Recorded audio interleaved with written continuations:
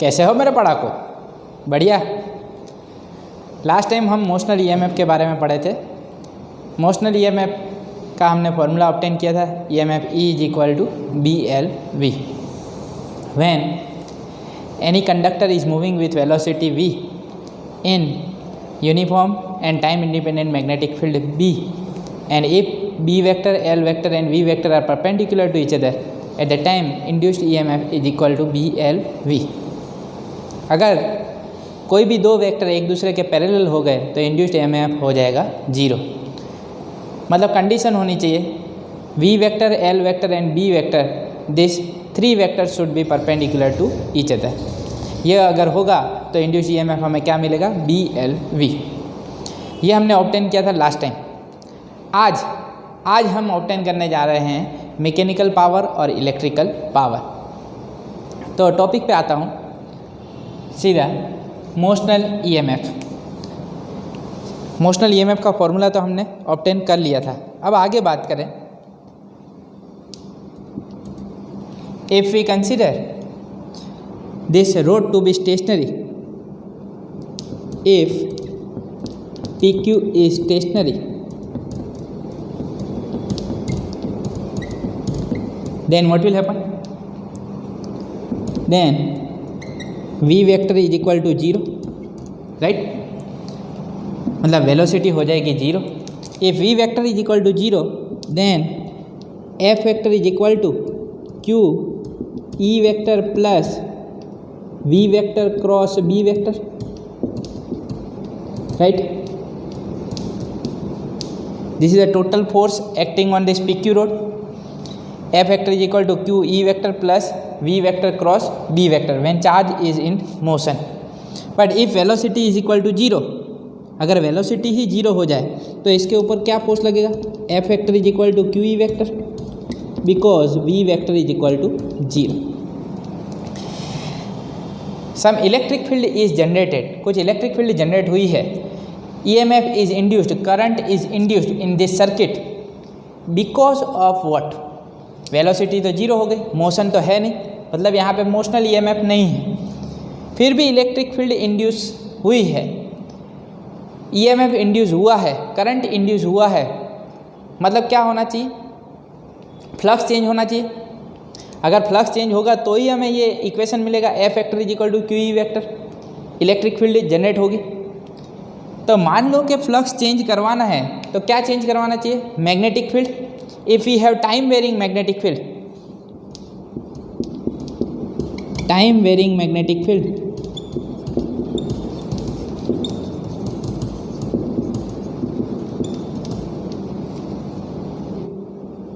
will generate electric field.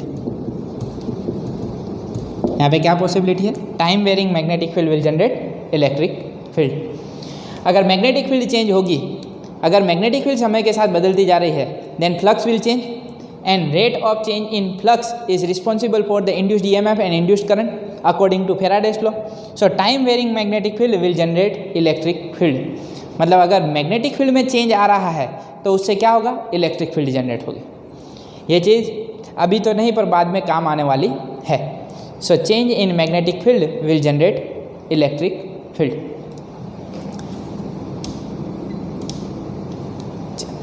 अब energy consideration पे आ जाते हैं। हियर रोड और कंडक्टर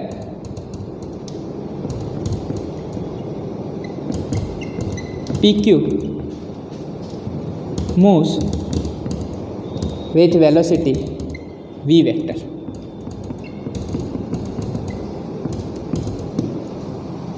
ये PQ कंडक्टर जो है वो कैसी वेलोसिटी से जा रहा है? Velocity V vector. उसकी वजह से कुछ इंड्यूस्ड EMF है, इंड्यूस्ड करंट है और उसकी डायरेक्शन हमारे पास अवेलेबल है। ये तो स्पेशल केस था। अगर PQ कंडक्टर को स्टेशनरी कंसिडर किया जाए और फिर हमें इलेक्ट्रिक फील्ड मिले तो वो किसकी वजह से होगी? पर हम फिर से मोशनल EMF पे आ जाते हैं। If this PQ rod is moving with velocity V vector, at the time what will happen? This PQ rod has some resistance, suppose resistance of P Q is small R. क्या consider कर लेते हैं? Resistance of this P Q conductor is small R. You can write P Q conductor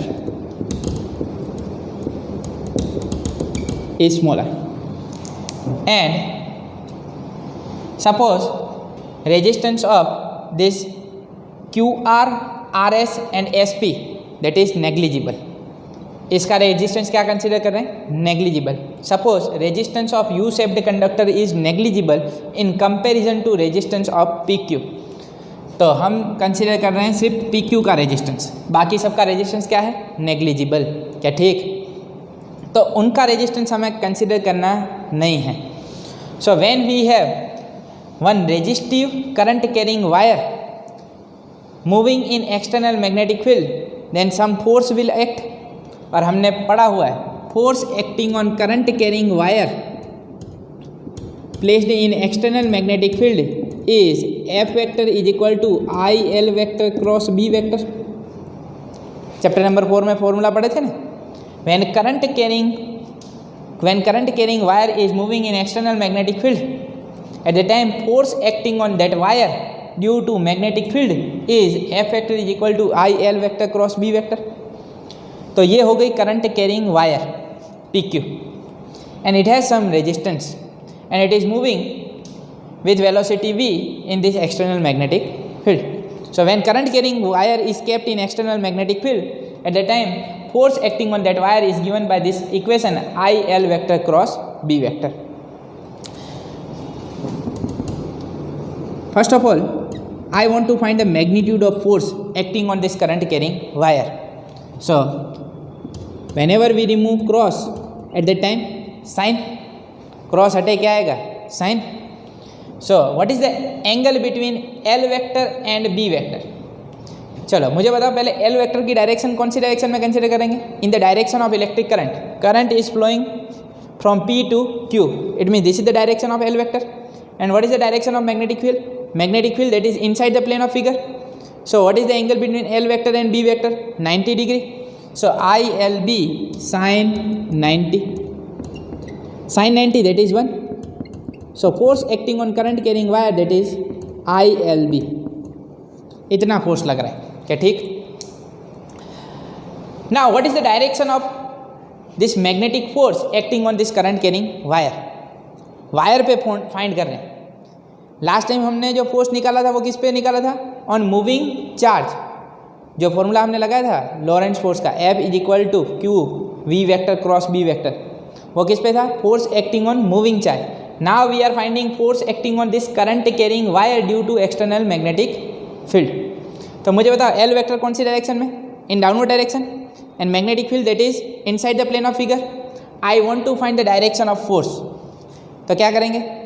just you have to curl your fingers in the direction from L vector to B vector, first to second. चलो घुमाओ L to B, right hand use करना है, left hand नहीं। L to B कौन सी direction में मिले? Towards right.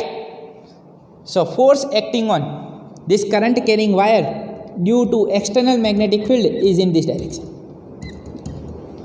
ये करंट कैरिंग वायर पे PQ conductor force acting on this current carrying conductor due to external magnetic field is towards right. Motion कौन सी तरफ है? Towards left. और फोर्स कौन सी तरफ लग रहा है? Towards right. This force is opposite to the direction of motion, therefore this force is also called a Lenz force. ये ऑपोज कर रहा है इसलिए इसको क्या बोला जाता है? Lenz force. But if we want to move this rod continuously towards left with constant velocity v, then what should we do? अगर मैं इस रोड को कंटिन्यूसली मूव करना चाहता हूँ कितनी वेलोसिटी से? v, कांस्टेंट वेलोसिटी से। तो हमें क्या करना चाहिए? Same and opposite force we should apply in the opposite direction to this effector. हमें कुछ इस तरह फोर्स लगा देना चाहिए कितना, ILB जितना ही। When applied force is same as the magnetic force then net force acting on this PQ conductor will be 0। Total force क्या हो जाएगा, 0। अगर नेट फोर्स 0 है तो एक्सेलरेशन क्या हो जाएगा, 0। अगर एक्सेलरेशन 0 तो velocity constant, then this PQ conductor will move with constant velocity. So here mechanical force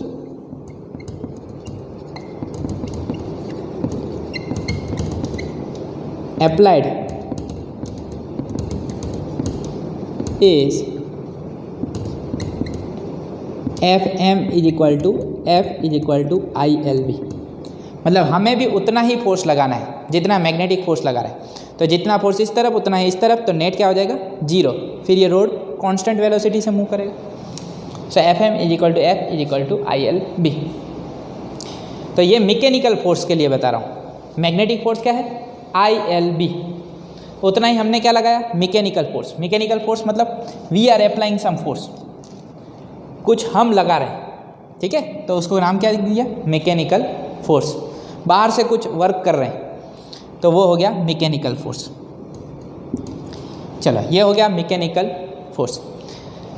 now I want to find power, mechanical power. क्या फाइंड करना चाहता हूँ, mechanical power.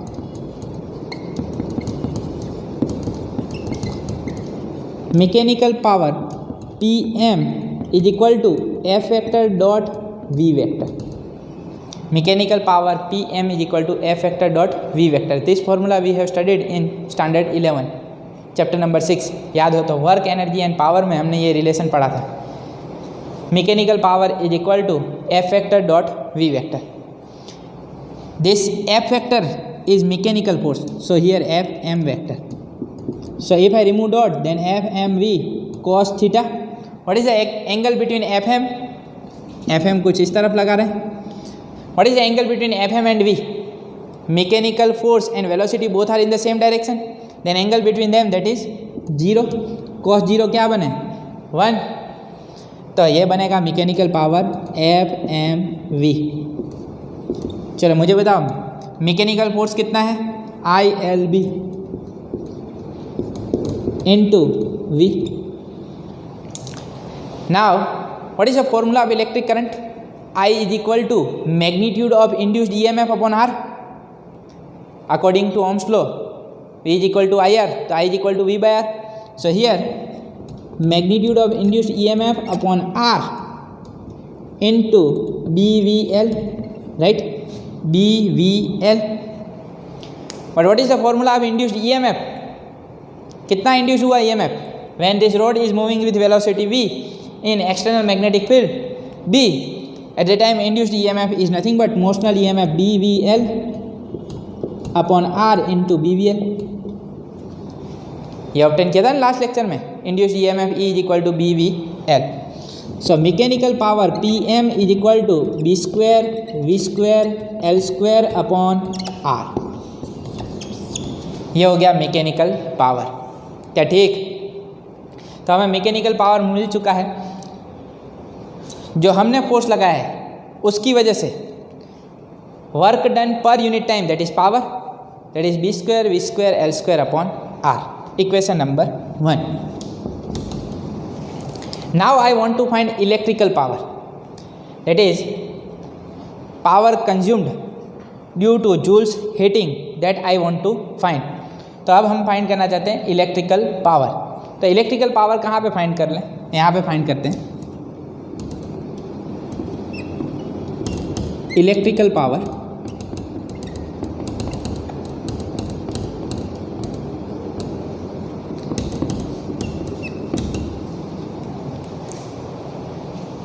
whenever any current carrying wire having resistance R we have, and if current is flowing up to time t, then power consumed is given by the formula I square R. Yes or no? Amount of work done per unit time. याद है? So power consumed due to resistive wire from which some current I is flowing is I square R. तो ये हो गया power consumed due to Joule's heating, electrical power. चलो बताओ, यहाँ पे आई हमें दिया हुआ है, what is the formula of I? That is induced EMF magnitude of E by R whole square into R. तो ये क्या हो जाएगा? Magnitude of E square upon R, right? What is the formula of induced EMF? That is BVL. So PJ is equal to B square L square V square by R, और B square V square L square by R, equation number 2। From equation 1 and 2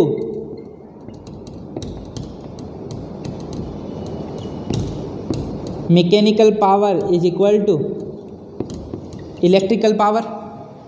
This is the ideal condition. So whatever energy is supplied, that energy is first converted into electrical energy and then it is converted into thermal energy. So this thing will happen when any conductor is moving with velocity v, and if it is kept perpendicular to magnetic field, if B vector, V vector and L vector are perpendicular to each other, at that time induced EMF is BVL. Mechanical power, that is B square V square L square by R, and electrical power, that is B square V square L square by R. This is ideal condition. ये हो गए ideal condition, right? अब एक और चीज़ obtain करना चाहता हूँ, फिर ये थियरी खत्म, मोशनल EMF। एक और चीज़ ऑब्टेन कर लें। Now I want to obtain the formula of charge. यहाँ पे ऑब्टेन कर लेते हैं charge. What amount of charge is induced, कितना चार्ज इंड्यूस हुआ वो भी पता लगाना होगा। करंट मिल चुका हमें, ठीक है, current I is equal to magnitude of induced EMF upon resistance. हमने रेजिस्टेंस स्मॉल आर लिया है, तो यहाँ पे हम चेंज कर लेते हैं capital R. Suppose resistance of P Q conductor is capital R, ठीक है, क्योंकि हमने यहाँ पे रेजिस्टेंस क्या कंसिडर किया, कैपिटल आर। अब इंड्यूस्ड चार्ज लाना है, तो इंड्यूस्ड चार्ज का फॉर्मूला क्या होगा? We know the relation d q delta q by delta t is equal to I. So delta q is equal to I delta t. ये sir amount of charge induced in time interval delta t I want to find. So delta q is equal to I delta t. What is I? That is magnitude of induced EMF upon R into delta T, right? So 1 upon r as it is. What is the formula of magnitude of induced EMF according to Faraday's law? That is delta phi by delta t into delta t. Delta t will get cancelled. So amount of induced charge is net amount of change in magnetic flux upon resistance. So amount of induced charge is the ratio of change in magnetic flux to the resistance of given closed circuit. So delta q is equal to delta phi by r. ये हो गई हमारी motional EMF theory, important theory of this chapter, ठीक है। अच्छे से करनी है इस थियरी को। क्या लिखना चाहते हो? स्क्रीनशॉट लेना चाहते हो? ठीक है, फटाफट स्क्रीनशॉट ले लो, फिर हम कुछ एक्सरसाइज न्यूमेरिकल सॉल्व करेंगे।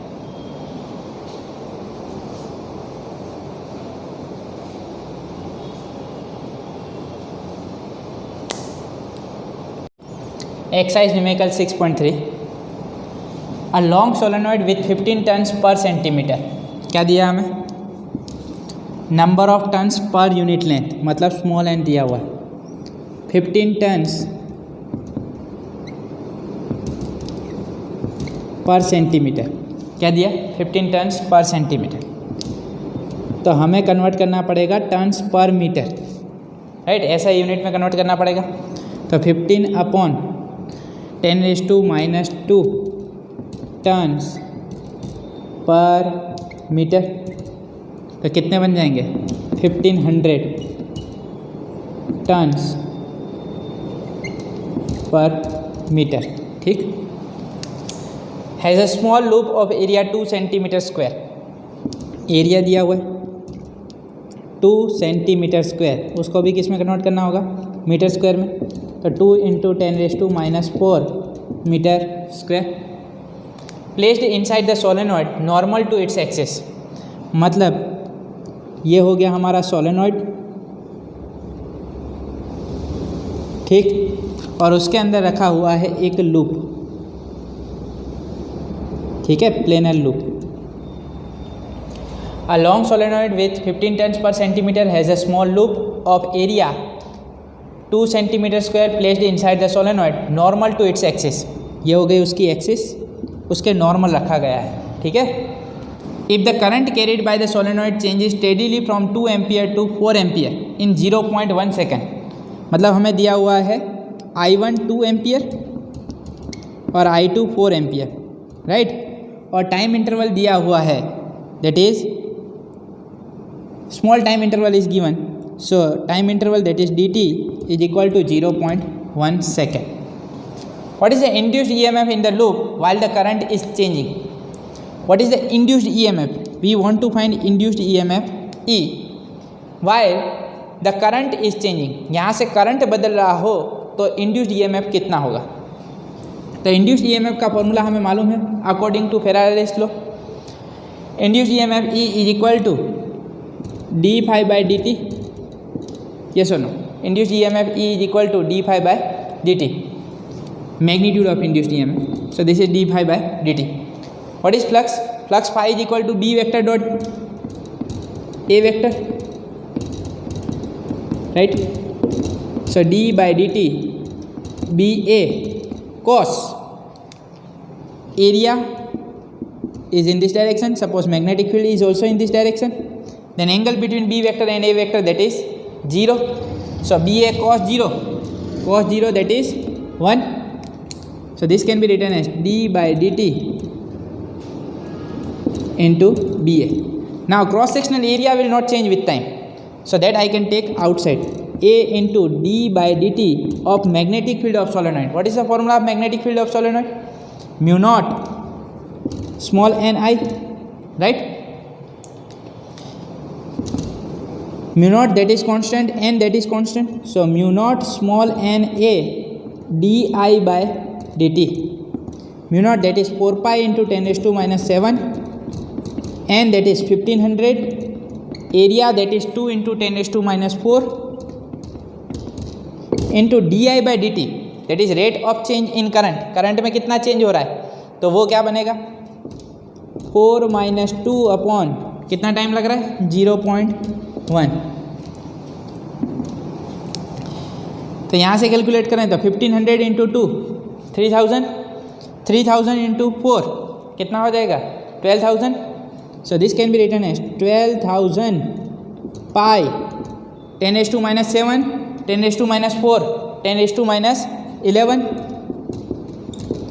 - 2 2 अपॉन 0.1 कितना बने 20,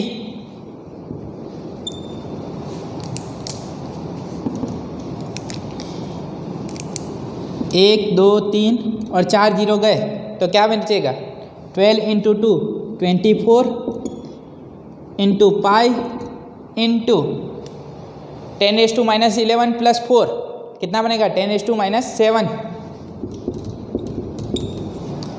चलो, तो induced EMF E is equal to 24 pi into 10⁻⁷ volt, pi को मल्टीप्लाई करें तो 24 इंटू 3.14, 24 इंटू 3.14 करोगे तो करीब करीब आंसर मिलेगा 7.5 इंटू 10⁻⁶ वोल्ट।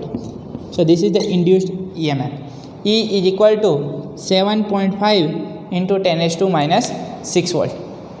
क्या लिखना चाहते हो फटाफट लिख लो, या तो स्क्रीनशॉट ले लो।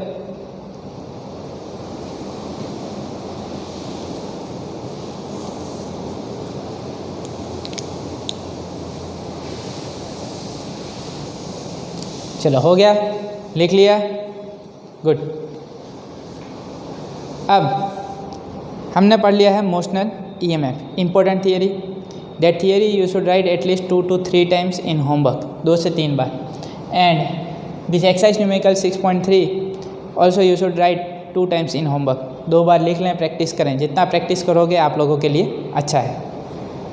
आज यहीं तक रखते हैं। नेक्स्ट टाइम और न्यूमेरिकल सॉल्व करेंगे। तब तक के लिए बाय बाय।